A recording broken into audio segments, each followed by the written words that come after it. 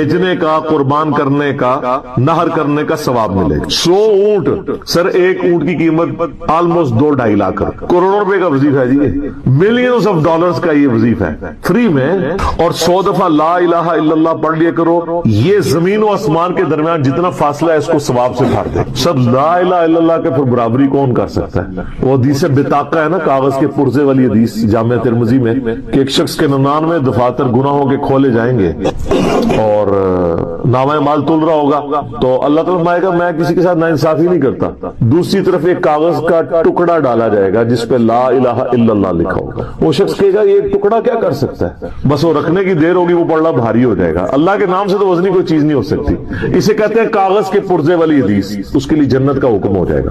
لا الہ الا اللہ کا مقابلہ نہیں۔ تو یہ 4 وظیفے ہیں، سبحان اللہ، الحمدللہ، اللہ اکبر، لا الہ الا اللہ۔ یہ اتنا محبوب وظیفہ ہے کہ جو سنن ابی داؤد میں، جامع ترمذی میں صلاۃ و تسبیح والی حدیث ہے، اس میں 300 دفعہ کون سے کلمات پڑھے جاتے ہیں؟ یہی سبحان اللہ والحمد للہ ولا الہ الا اللہ واللہ اکبر، بس اتنا ہی پڑھنا ہوتا ہے۔ یہ ولا حول ولا قوت الا باللہ کی حدیثیں الگ سے ہیں، لیکن صلاۃ و تسبیح میں اتنا ہی پڑھنا ہوتا ہے، 4 کلمات۔ حتیٰ کہ صحیح مسلم میں حدیث ہے، نبی علیہ السلام نے فرمایا یہ 4 کلمات مجھے ہر اس چیز سے بڑھ کر محبوب ہیں جن پہ سورج طلوع ہوتا ہے، یعنی دنیا اور جو کچھ دنیا کے اندر ہے اس سے بڑھ کر مجھے یہ چیز محبوب ہے کہ میں یہ 4 کلمات کہہ لوں، سبحان اللہ والحمد للہ ولا الہ الا اللہ واللہ اکبر۔ اور صحیح مسلم کی ایک اور حدیث ہے کہ نبی علیہ السلام نے فرمایا اللہ تعالیٰ کو اس سے بڑھ کر کوئی اور کلمات محبوب نہیں ہے، اور یہ حصہ بخاری میں بھی ہے اس کا، اور اس میں اللہ تعالیٰ کی طرف سے کوئی پابندی نہیں ہے، تم ان کی ترتیب بھی بدل سکتے ہو، یعنی سبحان اللہ کے بعد آپ اللہ اکبر پڑھ لیں، پھر لا الہ الا اللہ، کوئی فرق نہیں، یہ ایک اوپن چیز ہے۔ آپ یوں بھی کر سکتے ہیں کہ پہلے 100 دفعہ پڑھ لیں سبحان اللہ سبحان اللہ سبحان اللہ، الحمدللہ الحمدللہ الحمدللہ، اللہ اکبر، کیونکہ را کو پھر لام سے ملائیں گے، اللہ اکبر اللہ اکبر اللہ اکبر، لا الہ الا اللہ لا الہ الا اللہ لا الہ الا اللہ۔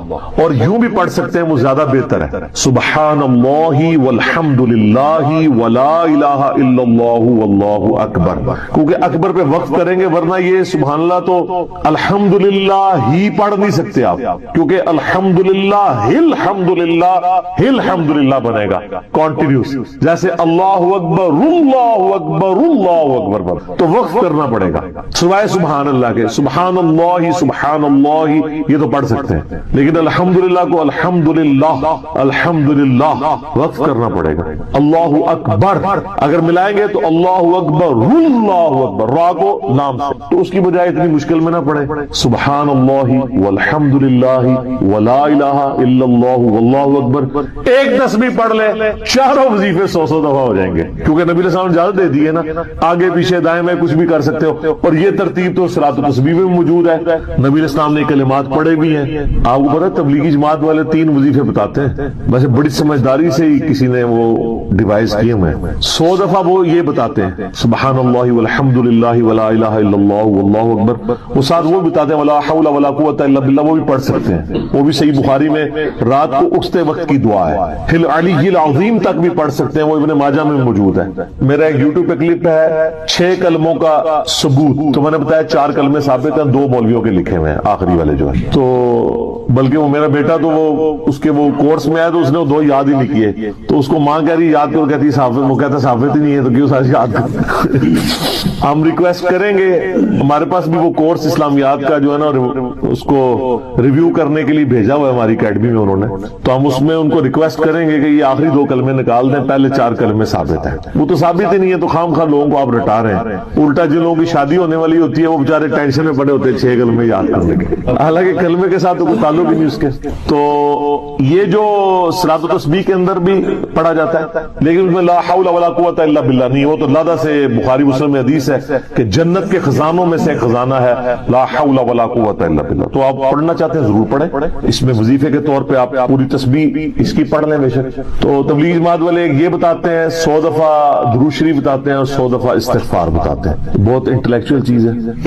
یہ وظیفہ اتنا کمال ہے کہ آپ کے ہر فرض نماز کے بعد یہ وظیفہ نبی علیہ السلام نے مشروع کیا ہے، مسلم شریف میں حدیث ہے ہر فرض نماز کے بعد یہ وظیفہ پڑھنے والا کبھی نامراد نہیں جاتا، 33 دفعہ سبحان اللہ، 33 دفعہ الحمد الحمدللہ اور 34 دفعہ اللہ اکبر. اور ایک حدیث میں ہے مسلم شریف کی کہ جو پڑھے 33 دفعہ سبحان اللہ، 33 دفعہ الحمدللہ، 33 دفعہ اللہ اکبر اور 100 کا عدد پورا کرنے کے لیے پڑھ لے لا الہ الا اللہ وحدہ لا شریک لہ لہ الملک ولہ الحمد وہو علی کل شیء قدیر.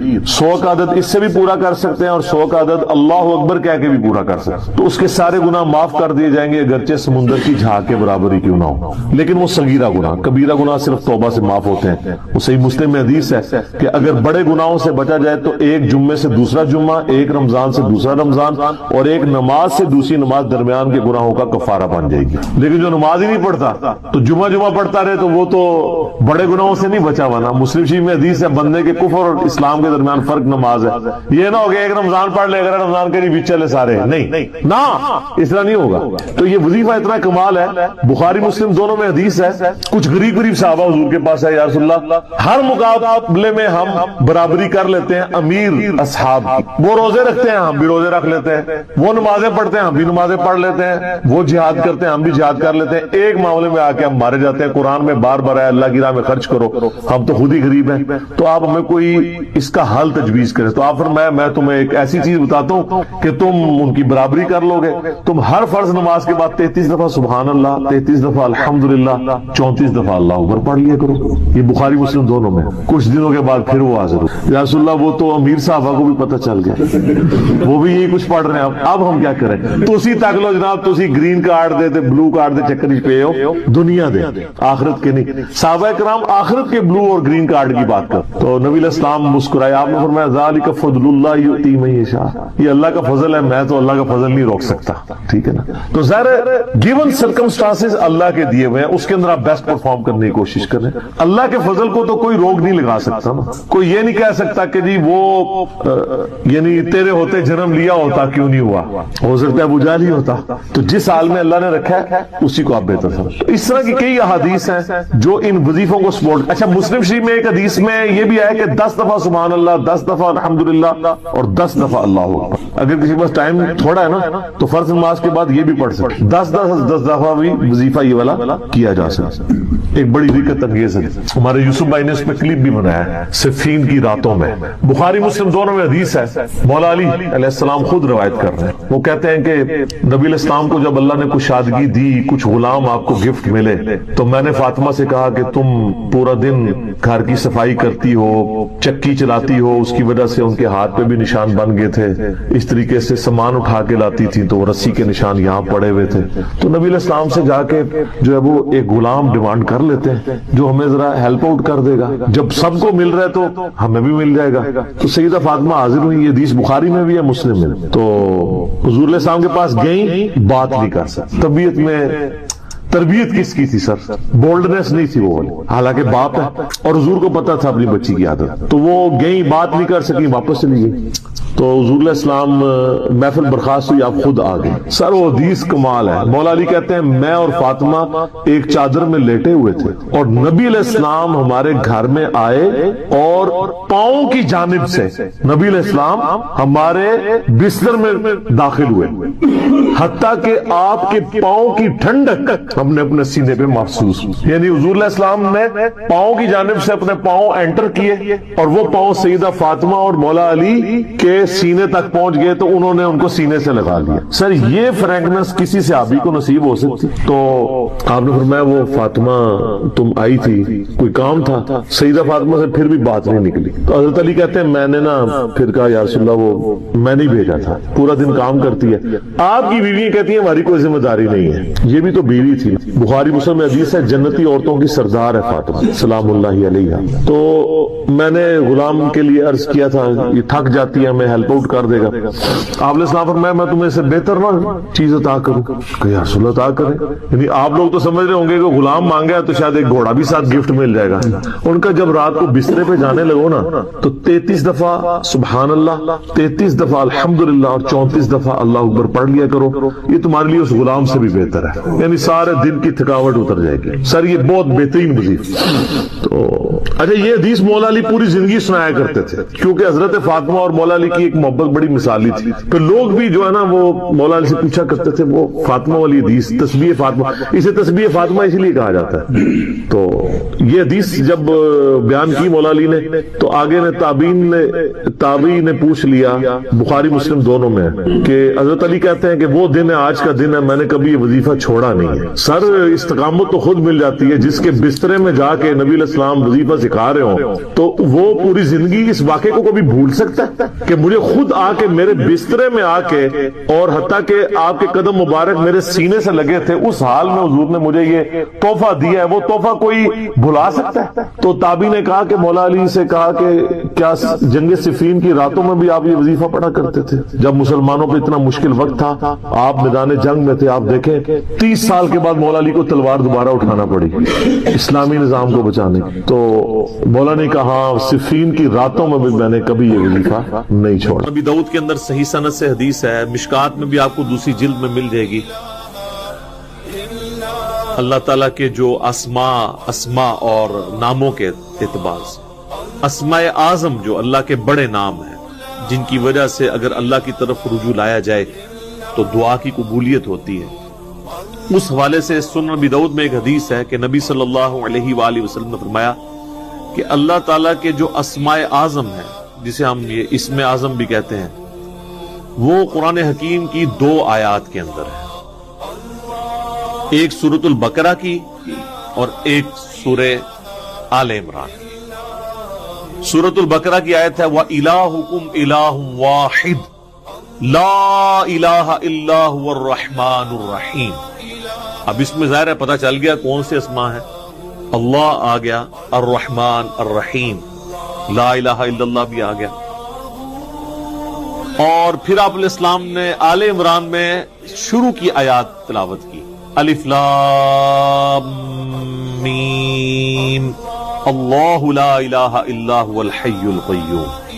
تو الحی اور القیوم یہ بھی اسماء اعظم میں سے, اور حروف مقطعات بھی اس کے اندر آ گئے. جامعہ ترمذی میں ایک حدیث ہے 593 نمبر انٹرنیشنل نمبر کے مطابق, ایک شخص نے دعا میں جلدی کی اور اللہ تعالیٰ کی حمد کے بغیر ہی دعا کرنی شروع کر دی اور درود شریف بھی نہیں پڑھا. تو نبی صلی اللہ علیہ وآلہ وسلم نے فرمایا کہ اس سائل نے جلدی کی. پھر آپ نے بلا کے اسے فرمایا کہ جب بھی تم اللہ سے دعا کرو پہلے اس کی حمد کرو, اس کے بعد مجھ پر درود پڑھو اور پھر اللہ سے مانگو. اتنے میں ایک اور شخص آیا, اس نے خود بخود یہی عمل کیا, وہ ابن مسعود تھے رضی اللہ تعالیٰ عنہ. تو نبی علیہ السلام نے فرمایا سل تعطا, سل تعطا, تو مانگ تجھے دیا جائے گا, تو مانگ تجھے دیا جائے گا. تو دعاؤں کا پروٹوکول یہ ہے کہ جب بھی آپ دعا کریں پہلے اللہ کی حمد بیان کرنی ہے, اور حمد میں اسماء اعظم اس کے, اور اس کے بعد درود شریف. تو کوشش کریں کہ آپ یہ 2 آیات یاد کریں. سنن نبی داؤد کے اندر اسماء اعظم جو ہے موجود ہیں, مشکات کے اندر بھی یہ 2 آیات یاد کر لیں. ایک تو حدیث میں اس کا ذکر آ گیا, دوسرا قرآن کے اندر یہ موجود ہے وَإِلَٰهُكُمْ إِلَٰهٌ وَاحِدٌ لا الہ الا هو الرحمن الرحیم. یہ سورۃ البقرہ اور سورہ آل عمران. الف لام میم اللہ لا الہ الا هو الحی القیوم. تو ان 2 صورتوں کے اندر نبی علیہ السلام فرمایا کہ اللہ تعالیٰ کے اسماء اعظم موجود ہیں. تو یہ آپ پڑھ لیں, اس کے بعد آپ درود شریف پڑھ کے تو دعا مانگیں. اس کے علاوہ بھی آپ جتنے اسماء اعظم ہیں جیسا کہ سورۃ الحشر کی آخری 3 آیات ہیں واللہ الذی لا الہ الا ہو, وہ سارے اللہ تعالیٰ کے تعریفی کلمات اس کے اسماء اعظم ہیں. وہ جس کو یاد ہے وہ پڑھ کے اس کے بعد درود شریف پڑھ کے دعا مانگے. اب ان تسبیحات کو یاد کرنا بھی کوئی مشکل نہیں. تسبیحات فاطمہ سب کو آتی ہیں, 33 دفعہ ہم سب پڑھتے ہیں. بس صرف ایک واو لگانی ہے بیچ میں. سبحان اللہ والحمد للہ اور لا الہ الا اللہ پہلے آ جائے گا, ولا الہ الا اللہ واللہ. لا الہ الا اللہ ہمارا بیسک کلمہ ہے. تو یہ 4 کلمات ہیں جو آپ پڑھ لیں گے تو صلاۃ التسبیح کے اندر آپ کو اذکار اویلیبل ہوں گے. اب آتے ہیں صلاۃ التسبیح کی طرف. ایک دفعہ شوق اور محبت کے ساتھ دروشی پڑھ لیجئے. اللہم صلی علی محمد وعلی آل محمد کما صلیت علی ابراہیم وعلی آل ابراہیم انک حمید مجید. اللہم بارک علی محمد وعلی آل محمد کما بارکت علی ابراہیم وعلی آل ابراہیم انک حمید مجید. بھائیو صلاۃ التسبیح اہل سنت کی بڑی بڑی 4 کتب کے اندر صحیح سند کے ساتھ موجود ہے. سنن نبی داؤد میں انٹرنیشنل نمبرنگ کے مطابق 1297 نمبر حدیث، جامعہ ترمذی میں 481 نمبر حدیث، سنن ابن ماجہ میں 1386 نمبر حدیث اور المستدرک للحاکم میں صحیح سند کے ساتھ 1192 نمبر حدیث. 4 کتابوں میں صلاۃ التسبیح کی فضیلت اور اس کا طریقہ موجود ہے. اور اس حدیث کو امام زاہبی رحمۃ اللہ علیہ نے بھی صحیح کہا، امام مسلم رحمۃ اللہ علیہ نے بھی صحیح کہا، امام ابو داؤد رحمۃ اللہ علیہ نے بھی صحیح کہا، اسی طریقے سے امام ابن حجر عسقلانی رحمۃ اللہ علیہ نے بھی صحیح کہا. اور دور حاضر میں بڑے بڑے جو علماء ہیں، شیخ احمد شاکر رحمۃ اللہ علیہ، شیخ البانی رحمۃ اللہ علیہ اور شیخ زبیر علی زئی رحمہم اللہ اجمعین، تمام کے نزدیک یہ حدیث صحیح ہے. اور آپ حیران ہوں گے یہ ان چند احادیث میں سے ہے جن احادیث کے دفاع پر محدثین نے پوری کتابیں لکھی، کیونکہ کچھ لوگوں کو یہ حدیث ہضم نہیں ہوئی کہ اتنی بڑی فضیلت کیسے ہو سکتی ہے ایک نماز کی. اور میں سمجھتا ہوں ہو سکتی ہے، یہ نماز شیطان پڑھنے ہی نہیں دیتے. تو کچھ لوگوں نے اس پہ جرا کی تو محدثین نے مستقل کتابیں لکھی اس حدیث کے دفاع پر. لہذا الحمدللہ اہل سنت کے تمام محدثین کا، جو بڑے بڑے محدثین ہیں ہمارے اسلاف، ان کا اس پر اتفاق ہے کہ حدیث بالکل صحیح سند کے ساتھ موجود ہے. اور خصوصاً امام ابو حنیفہ رحمۃ اللہ علیہ کے جو شاگرد خاص ہیں اور امام بخاری رحمۃ اللہ علیہ کے دادا استاد ہیں سیدنا عبداللہ ابن مبارک رحمۃ اللہ علیہ المتوفا 181 ہجری، جو بہت بڑے محدث ہیں، وہ اس حدیث جو صلاۃ التسبیح ہے اس کی کافی وہ ڈیفینڈر ہیں. اور اس کے سارے مسائل جامعہ ترمذی میں ان سے نقل کیے گئے ہیں. امام ترمذی نے ایک واسطے سے، وہ امام ترمذی کے بھی پردادا استاد ہیں، کیونکہ امام بخاری امام ترمذی کے استاد ہیں اور عبداللہ ابن مبارک امام بخاری رحمۃ اللہ علیہ کے دادا استاد ہیں. بخاری اور مسلم میں ان سے احادیث ہیں. لہذا 481 نمبر حدیث جامعہ ترمذی میں عبداللہ ابن مبارک سے لی انہوں نے. سارے مسائل صلاۃ و تسبیح کے سمجھنے کے لیے وہ آج انشاءاللہ ساتھ ڈسکس بھی ہو جائیں گے. بھائیو، امام کائنات سید الاولین والآخرین شفیع المذنبین رحمت للعالمین سیدنا و مولانا امام اعظم محمد رسول اللہ صلی اللہ علیہ وسلم نے اپنے چچا عباس ابن عبد المطلب رضی اللہ تعالی عنہ کو مخاطب کر کر ارشاد فرمایا. حدیث کا ریفرنس میں پہلے دے چکا 4 کتابوں سے. اب ورڈ بائی ورڈ، لفظ بائی لفظ میں یہ الفاظ پڑھنے لگا ہوں تاکہ آپ کو اس کا ٹیسٹ بھی فیل ہو. آپ صلی اللہ علیہ وسلم نے اپنے چچا سے فرمایا، چچا جان کیا میں آپ کو کچھ عنایت نہ کروں؟ کیا میں آپ کو کوئی تحفہ پیش نہ کروں؟ کیا میں آپ کو اس عمل کی وجہ سے 10 خصلتوں والا اچھا انسان نہ بنا دوں؟ یہ 10 خصلتیں اس میں آ جائیں گے، جوڑوں کی شکل میں 5 جوڑے آئیں گے اور وہ 10 خصلتیں بن جائیں. میں گنتا جاتا ہوں. تو پھر آپ صلی اللہ علیہ وسلم نے ارشاد فرمایا کہ جب اے چچا جان آپ یہ عمل کر لیں گے تو نمبر 1 اللہ آپ کے اگلے اور پچھلے، نمبر 2 پرانے اور نئے، نمبر 3 جان بوجھ کر کیے یا انجانے میں کیے، نمبر 4 چھوٹے اور بڑے کبیرہ، اور نمبر 5 چھپے ہوئے اور ظاہر تمام گناہ معاف. اب یہ 5 جوڑیاں آئیں اور 10 خصلتیں جو آپ صلی اللہ علیہ وسلم نے ارشاد فرمائی تھی وہ اس میں پوری ہو گئی. الحمدللہ. مجھے بتائیں یہ فضیلت آج تک کسی عمل کے لیے سنی؟ صرف 50 منٹ سے 1 گھنٹے کا عمل، اگر آہستہ آہستہ کریں، تھوڑی سپیڈ سے کریں تو 40 منٹ. اللہ. پھر آپ صلی اللہ علیہ وسلم نے ارشاد فرمایا، چچا جان 4 رکعتیں اس طرح ادا کریں نفل نماز کہ ہر رکعت میں سورۃ الفاتحہ اور 1 سورت پڑھیں، اور جب آپ قرات سے فارغ ہو جائیں تو قیام کی حالت میں یہ کلمات 15 دفعہ پڑھیں، سبحان اللہ والحمد للہ ولا الہ الا اللہ واللہ اکبر. بس یہ ایک جگہ ہے جہاں پر 15 دفعہ پڑھنا ہے، باقی پوری نماز میں 10 دفعہ، قیام میں 15، سورت سے فارغ ہونے کے بعد رکوع میں جانے سے پہلے. پھر آپ رکوع میں جائیں اور رکوع میں انہی کلمات کو 10 مرتبہ دہرائیں، پھر رکوع سے اٹھ جائیں اور 10 بار یہی کلمات پڑھیں، پھر سجدے میں جائیں اور ان کلمات کو 10 دفعہ پڑھیں، پھر سجدے سے سر اٹھائیں یعنی دونوں سجدوں کے درمیان جو جلسہ ہے اس میں 10 مرتبہ پڑھیں، پھر دوسرے سجدے میں جائیں اور اس میں 10 مرتبہ اس تسبیح کو پڑھیں، پھر سجدے سے سر اٹھائیں اور قیام میں جانے سے پہلے یعنی جلسہ استراحت کے اندر دوسرے سجدے کے بعد پھر بیٹھ جائیں، جو ہم بیٹھتے ہیں لیکن عام نمازوں میں اس میں کچھ تسبیحات نہیں پڑھی جاتی، لیکن صلاۃ و تسبیح میں اس دوسرے جلسہ استراحت میں یہ 10 دفعہ پڑھیں گے، تو یہ کل ایک رکعت میں 75 مرتبہ ہو جائیں گے۔ اس طرح ان 4 رکعتوں میں یہ عمل دہرائیں تو کتنا ہو گیا؟ 75 ضرب 4 300 مرتبہ یہ عمل ہو جائیں گے۔ اور پھر آپ صلی اللہ علیہ وسلم نے پھر 5 باتیں ارشاد فرمائیں۔ چچا جان ہو سکے تو یہ نماز روزانہ ادا کر، اگر روزانہ نہ ادا کر سکے تو ہر جمعے کو ادا کر، ہر جمعے کو ادا نہ کر سکے تو ہر مہینے میں 1 مرتبہ ادا کر، اگر ہر مہینے نہ پڑھ سکے تو ہر سال میں 1 مرتبہ، اور اگر سال میں 1 مرتبہ بھی نہ پڑھ سکے تو چچا جان زندگی میں 1 دفعہ اس نماز کو اللہ اکبر۔ آپ اندازہ کریں، آپ صلی اللہ علیہ وسلم کی ذرا ترغیب کا انداز دیکھ، روزانہ نمبر 1، نمبر 2 نہیں پڑھ سکتے تو جمعے کے جمعے، نمبر 3 مہینے کے مہینے، نمبر 4 سال میں 1 مرتبہ۔ اب رمضان شریف کا مہینہ ہے، اس میں تو ہمیں توفیق ہو جانی چاہیے سال میں 1 مرتبہ، اس کیٹیگری میں تو ہم فعال کر ہی جائیں کہ سال میں 1 دفعہ، یا رمضان کے ہر جمعے میں پڑھ لیں، سال میں 1 دفعہ، نہیں تو کہا کہ زندگی میں چچا 1 دفعہ نماز یہ ضرور پڑھ لیں۔ کیا انداز ہے ترغیب، الحمدللہ۔ اب اسی کانٹیکسٹ میں آخر میں صلاۃ و تسبیح سے ریلیٹڈ 8 صحیح احکام و مسائل بیان کروں گا تاکہ اس میں جو اختلافی مسائل ہیں وہ بھی کور ہو جائیں، جو کیوریز ہیں وہ بھی ریزالو ہو جائیں، لیکن ایک دفعہ طریقے کو ریپیٹ کر لیتے ہیں۔ قیام کی حالت میں ہم نے 15 دفعہ رکوع میں جانے سے پہلے یعنی سورت ملانے کے بعد اس کو پڑھنا ہے، سبحان اللہ والحمد للہ ولا الہ الا اللہ واللہ اکبر۔ اس کے بعد رکوع میں جانے کے بعد رکوع کی تسبیحات پڑھنے کے بعد وہ آگے آ بھی جائے گا، 10 دفعہ پڑھنا ہے۔ کتنے ہو گئے؟ 25۔ پھر رکوع سے سر اٹھا کر ربنا لک الحمد کہہ کر 10 دفعہ، 35۔ پھر سجدے میں سبحان ربی الاعلیٰ کے بعد 10 دفعہ، 45۔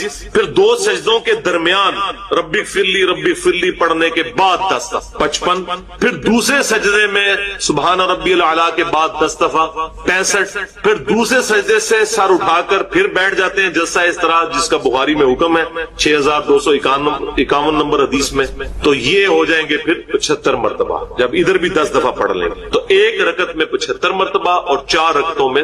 یہ جو آلہ تسبیح کا استعمال ہے نا، یہ کوئی بدعت والا معاملہ نہیں ہے، یہ ہمارے سلف سے ثابت ہے اور اس کے اوپر یعنی قرآن و سنت کے دلائل بھی موجود ہے۔ اسی کی آج کل ماڈرن فارم الیکٹرانک کاؤنٹر کی شکل میں بھی آ چکی ہوئی ہے، اور بعض لوگ انگلیوں میں پڑھنے میں آسانی محسوس کرتے ہیں، یعنی آپ کی اپنی مرضی ہے، کسی کے اوپر فتویٰ نہ لگائیں، اس کا جواز موجود ہے۔ اور اہل حدیث کے ہاں بھی سارے علماء نہیں ہیں، چند تھوڑے سے ذرا جس کو کہتے ہیں نا ذرا ضدی ٹائپ کے لوگ ہیں، وہ اس حوالے سے اختلاف کرتے ہیں۔ آپ اگر سعودی عرب چلے جائیں تو وہاں پہ آپ کو مسجد نبوی شریف کے احاطے کے اندر اور حرم شریف کے احاطے میں آپ کو تسبیحیں بکتی ہوئی نظر آئیں گی۔ اگر وہ اس کو غلط سمجھتے ہونا تو وہ کبھی وہاں پہ بکنے نہ دیں۔ اور حیران کن بات یہ ہے کہ اس وقت چائنا جو ہے وہ ٹوپی اور تسبیح کی مد میں 4 ارب ڈالر کی تجارت کر رہا ہے سالانہ، 4 ارب ڈالر، ماشاءاللہ کی جناب بول رہے ہو، پر شرمندگی دی گل ہے ساڈے واسطے کہ پاکستان جیسا اسلامی جمہوریہ پاکستان ٹوپی اور تسبیح بھی نہیں بنا سکا۔ یہ کوئی راکٹ سائنس ہے؟ آپ دیکھیں وہ تسبیح اتنی سستی تسبیح ہے چائنا کی، آج سے جو 25-30 سال پہلے ہم جتنے روپے کی تسبیح خریدتے تھے نا اس سے بھی کم میں وہ آج دے رہے ہیں، اور اس سے زیادہ مضبوط۔ وہ مچھلی والی انہوں نے نائلون کی ڈوری بیچ میں ڈالی ہوتی ہے جو ٹوٹتی نہیں ہے، ٹھیک ہے، پھر پیارے خوبصورت پلاسٹک کے دانے ہوتے ہیں ٹرانسپیرنٹ سے، یعنی وہ دیکھ کے تو ویسے ہی تسبیح کو پکڑنے کو دل کرتا ہے، اور بڑی سستی سی تسبیح ہے وہ۔ ہم تو یہ لکڑی کی استعمال کرتے ہیں، اس میں ذرا زیادہ آسانی فیل ہوتی ہے، باقی کوئی بھی استعمال کر سکتے ہیں۔ الیکٹرانک کاؤنٹر بھی آج کل آ گیا ہے، لوگوں نے یعنی وہ انگلیوں میں ڈالا ہوتا ہے، اس میں پڑھ رہے ہوتے ہیں، اس میں آسانی رہتی ہے، اسلام میں اس کی کوئی ممانعت نہیں ہے۔ کچھ اذکار ہے ہی ایسے ہیں کہ جو آپ الیکٹرانک کاؤنٹر یا تسبیح کے بغیر کرنا آپ کے لیے مشکل ہے. جیسے 100 کی تسبیحات ہیں, وہ بعض کا کنسنٹریشن کے ساتھ آپ انگلی پہ بیٹھ کے ایک دفعہ نہیں کر سکتے, سوائے جیسے تسبیحات فاطمہ ہیں جو ہر نماز کے بعد آپ نے 100 کا عدد پورا کرنے کے لیے 33 دفعہ سبحان اللہ, 33 دفعہ الحمدللہ, 34 دفعہ اللہ اکبر جو بخاری مسلم میں آتا ہے, یا ایک طریق میں صحیح مسلم کے آتا ہے کہ تینوں 33 دفعہ 99 ہو گیا, اور 100 کا عدد پورا کرنے کے لیے لا الہ الا اللہ وحدہ لا شریک لہ لہ الملک ولہ الحمد وہو علی کل شیء قدیر جو پڑھے گا تو اللہ تعالیٰ اس کے سارے گناہوں کو معاف کر دے گا, اگرچہ سمندر کی جھاگ کے برابر ہی کیوں نہ ہو.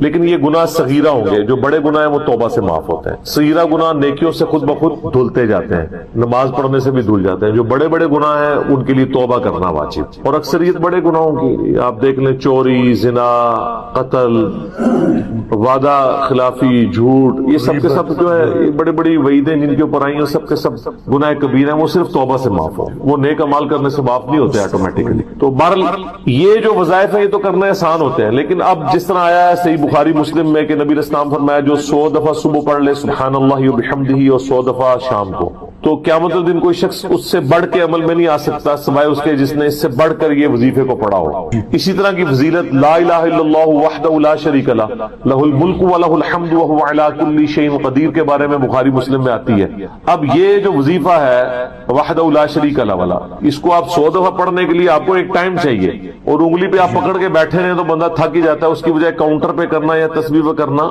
آسان ہے. تو اسلام میں اس کی اجازت موجود ہے. ابو داؤد اور ترمذی کے اندر حدیث موجود ہے, نبی صلی اللہ علیہ وآلہ وسلم نے فرمایا کہ انگلیوں پر پڑھا کرو, ہاتھوں کی انگلیاں تمہاری ذکر کی گواہی دے گی قیامت والے دن, ان کو بلوایا جائے گا. اس حوالے سے انگلیوں پہ پڑھنا یعنی ایک افضل عمل ہے کہ انگلیوں پہ گواہی دی جائے گی. لیکن اس سے یہ بھی بات ثابت ہوئی کہ پھر دونوں ہاتھوں کی انگلیوں پہ پڑھے نا. میں کیا صرف یہ چاہتا ہوں کہ میرا دایاں ہاتھ ہی گواہی دے, بایاں بھی دے, رفع الیدین بھی میں دونوں ہاتھوں سے ہی کرتا ہوں, صرف دایاں ہاتھ سے تو نہیں کرتا. اور یہ کوئی ناپسندیدہ کام تو ہے نہیں ہے. جو احادیث آتی ہے کہ نبی علیہ السلام پسندیدہ کام دائیں طرف سے مطلب فرماتے تھے, تو ذکر کرنا تو پسندیدہ کام ہی ہے نا, دائیں سے بھی کریں بائیں سے بھی کریں. وہ کہتے ہیں جی دائیں پہ ہونا چاہیے, صحیح بخاری میں حدیث ہے نبی علیہ السلام کرتا جب پہنتے تھے تو دائیں طرف سے شروع کرتے تھے, تو پھر بائیں طرف کی آستین نہیں پہنتے تھے, صرف دائیں پہنتے تھے, بھائی بھی پہنتے تھے نا, اور شروع دائیں سے کرتے تھے نا. تو آپ بھی تسبیحات دائیں ہاتھ سے شروع کریں بائیں پہ ختم کریں. ہم نے تو دیکھا اس میں ذرا آسانی رہتی ہے آپ کو یاد رکھنے میں, جب دائیں سے شروع کر کے بائیں پہ ختم کرتے ہیں. بعض اوقات انسان کو ایمبیگوس بھی ہو جاتا ہے معاملہ جب آپ ایک ہاتھ پہ 2 دفعہ کر رہے ہوتے ہیں. تو بعض اس وظیفے کو بھی جو تسبیحات فاطمہ سلام اللہ علیہا ہے اس کو بھی تسبیح پہ شمار کر لیتے ہیں الیکٹرانک کاؤنٹر میں. بالکل ٹھیک ہے, اس کے اندر کوئی حرج نہیں ہے, آپ کر سکتے ہیں جو آپ کو آسانی ہے. علی بھائی اگلا سوال ہے, نماز میں درود ابراہیمی کے بعد ہم لوگ تو بچپن ہی سے بس ایک ہی دعا پڑھ رہے ہیں, ربی جعلنی مقیم الصلاۃ ومن ذریتی